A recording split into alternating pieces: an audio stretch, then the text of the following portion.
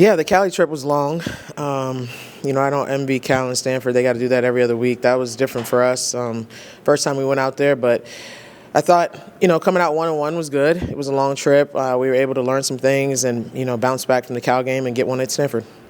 And you guys will hit the road again this weekend for Louisville. Obviously, number 8 in the country, very talented team too. What do you just kind of see from them in those challenges, and what have you kind of been doing to get prepared for them?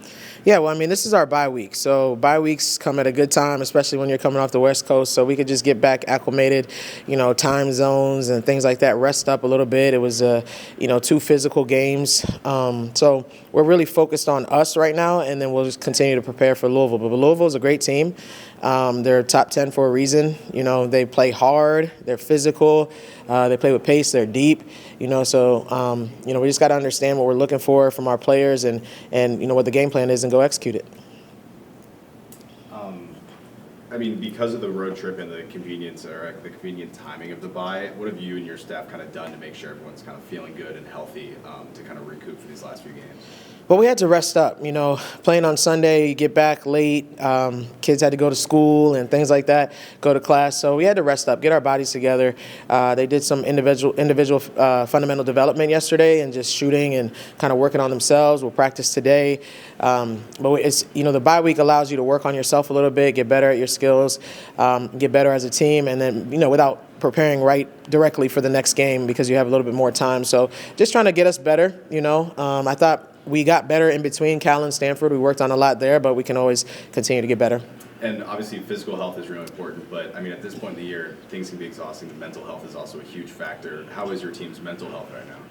I think that we are in a good place, and that's why we gave them a couple days off of the Cali trip, just to make sure everybody gets the, recovery they need mentally and physically, emotionally. There's so much that goes into playing a game at this level. So I think, with the bye week, if we had another game, that would have been tough. We would have really had to power through some things, but with the bye week, we're able to get that rest.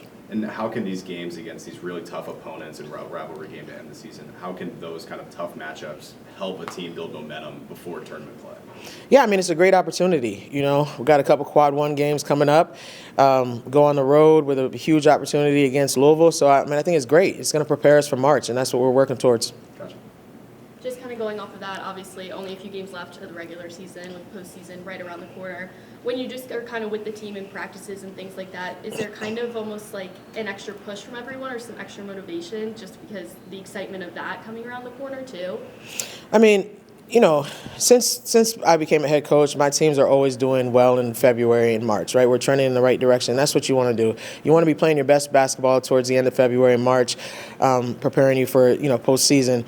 So I think our team is very focused, focused on us. It's not about getting too high because we're going to go play a top 10 team on the road or, we're going to play this team at home or whatever it is, bouncing back and forth. We're really just trying to work on not too high, not too low, stay focused, worry about us and worry about the next game and then next game, and the wins will take care of themselves.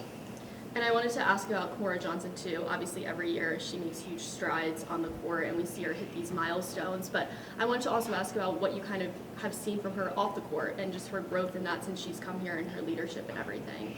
Yeah, I think Mo's having fun, and that's what you want to see from your players, from your leaders. But she's grown tremendously. She's more vocal, especially in that. She even grew in that Stanford game, just at the end of the game, just her commanding presence, her leadership, her confidence she was exuding. There was even one time where I was about to call a timeout and advance it. There was about 58 seconds on the clock, and she was like, no, I'll get open, save the timeout. So just little things like that. I think she's coming into her own. We can trust her in those moments, and she's, holding herself to a higher standard in her teammates. Cool. And I just have one more question. Is there anything, or what in particular, what element of your team's game are you really trying to focus on this week, kind of ahead of Louisville? Yeah, I want us to continue to understand what we're looking for on offense, right? Get back to running in transition. We did that against Stanford. Playing fast, but playing organized and efficient on offense. But then also, transition defense has always been something that we've been working on this season, and that has to continue to get better in limiting turnovers.